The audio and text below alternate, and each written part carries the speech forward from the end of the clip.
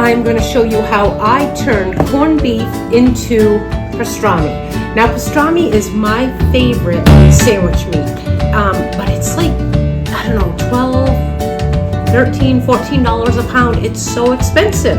So every year in March, during St. Patrick's Day, I stock up on corned beef, and I try to buy like 7, 8 of them. Not only do I like corned beef, I love pastrami, and I turn my corned beef into pastrami. So I have 2 right here. Now, I actually cooked these a few weeks ago and put them in the freezer. I ran out of time. Oops, you're all blocked here. Let me move this in here. I ran out of time, so I cooked them and threw them in the freezer and figured that I would take care of it later, you know, make my pastrami later. So to start, what I did was I put them in my Instapot and I cooked them for about 40 minutes. I have 2 of them. They're not that big. They're probably, I don't know, a couple pounds each.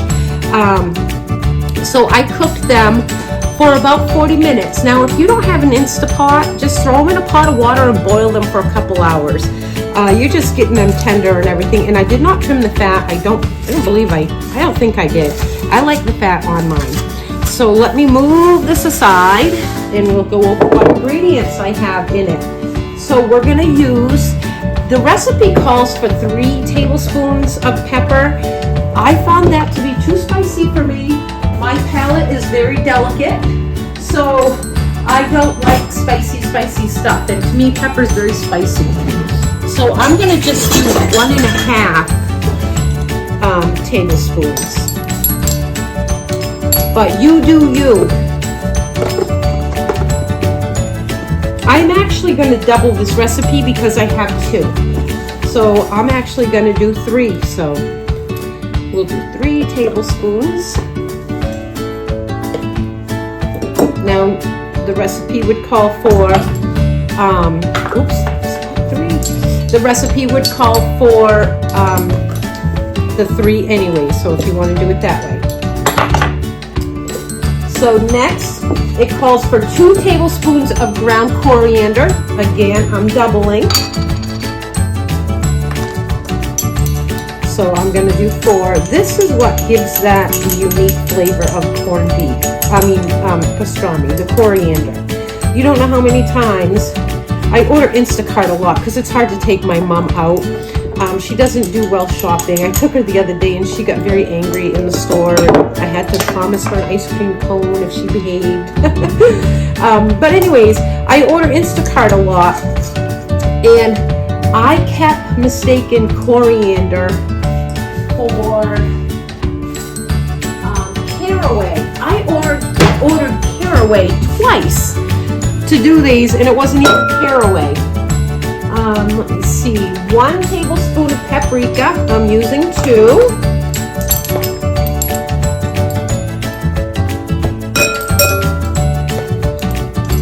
You can use smoked paprika too. Sometimes I do. Let's clean that off a little bit. I don't want to put that in my brown sugar. And it calls for 1 tablespoon of brown sugar. I'm using 2. Look at this pretty rose. My great nephew Clayton brought it up to me. He's 2. My sister's taking care of him. So he brought that over to me today. What a sweetie. Oh my gosh, I love that little boy. He's so smart for 2 years old. Oh my gosh, he's so smart. All right, so 1 tablespoon of brown sugar and make it packed. And I'm going to use 2, so I'm doubling.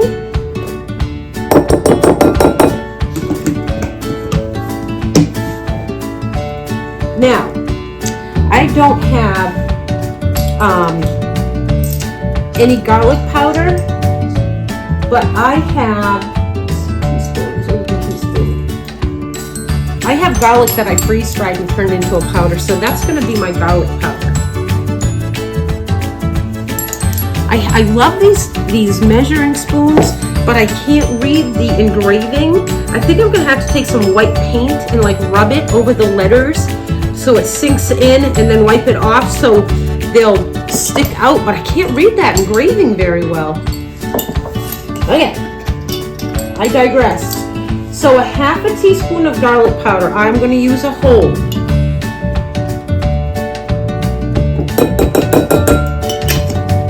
And I don't have onion powder, so I'm going to use onion salt. What did I do with my onion salt? I put that.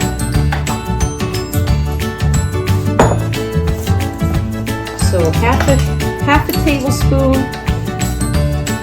Oh gosh, here I am using a teaspoon. So let me see. 3 teaspoons in a tablespoon, right? I think.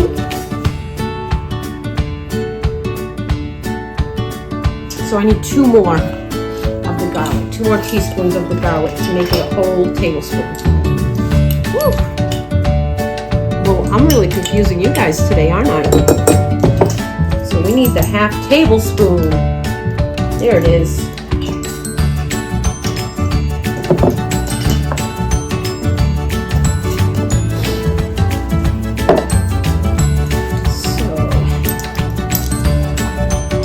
Tablespoon of onion powder. I'm using onion salt, so I'm not even going to do a whole tablespoon as I'm doubling it. I'm only going to do maybe 1.5, just because it's salt and not powder. 1 teaspoon of sage. Make sure I got the right one this time. So I'm going to put 2 teaspoons of sage. I'll run down these ingredients again with you after, because I'll probably confuse you guys. And then a half a teaspoon of mustard, so I'm using a whole teaspoon of mustard.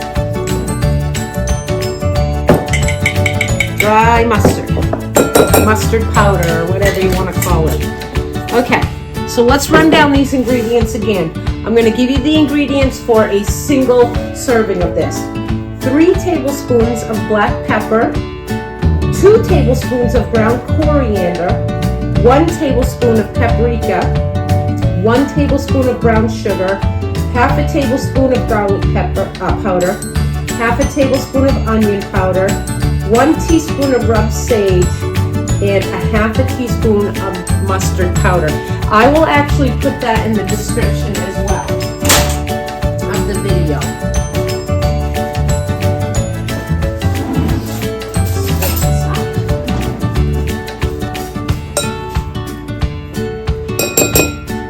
I'm actually putting gloves on. So these really aren't thawed yet. My corned beef, they're not thawed out yet. They're still frozen. They're a little thawed, but I'm going to cover these up with this rub, and this needs to sit overnight.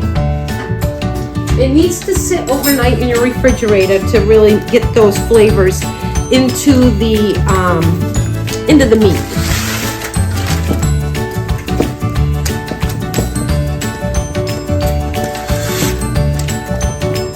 And I'll leave it right in this foil. So we're going to coat this generously.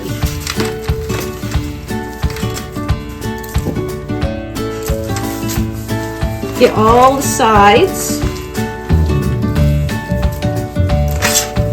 Ooh, it smells so good.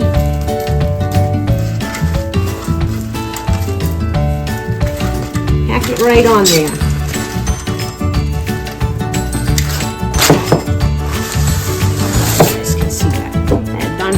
In the way again.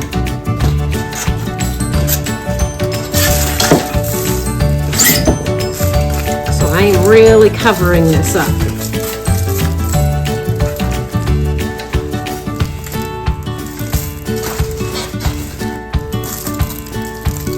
It smells just like pastrami. It smells so good.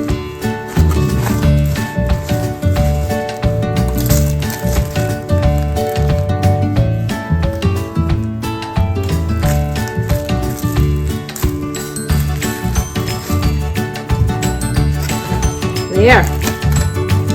So I am going to refrigerate this overnight, and then I will bring you back tomorrow and we'll finish this video.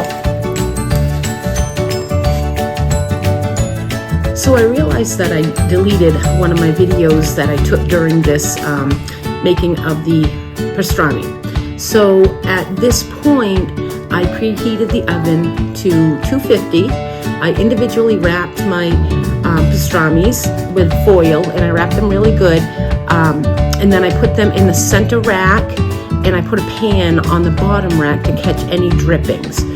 So you want to cook them for about an hour at 250. And then we'll continue with the rest of the video. So it is ready to come out of the oven.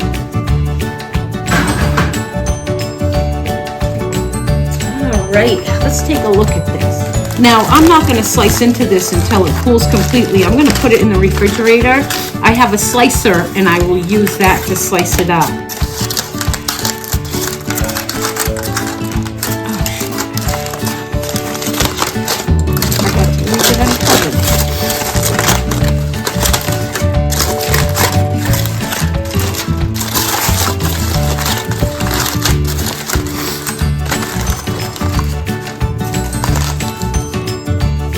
Alright, so I got it out of the oven, and I'm going to open it up. And let's see, nothing dripped. That's good. There's no drip though. So I'm going to put this back in the oven, uncovered, for about a half an hour. And you can also put it under the broiler for a little bit too to crisp up the outside. But oh, this smells so good. It smells so good. So it's going to go back in the oven at 250 for about another half an hour. Okay, so I got it out of the oven. And I was going to slice this on my slicer, but I decided I wanted a Reuben tonight. So I sliced some pieces off. They're thicker than I like.